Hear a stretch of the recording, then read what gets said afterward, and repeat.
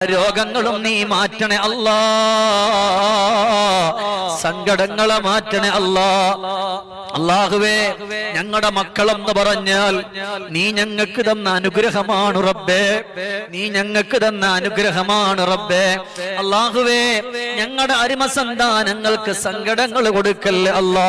പടച്ചോനെ, ഞങ്ങളുടെ മരണം വരെ ഞങ്ങളുടെ കൈകാലുകൾ മുറിച്ചു കളയുന്നൊരു രോഗം തരല്ലേ അല്ലാ, ക്യാൻസർ തരല്ലേ അല്ലാ.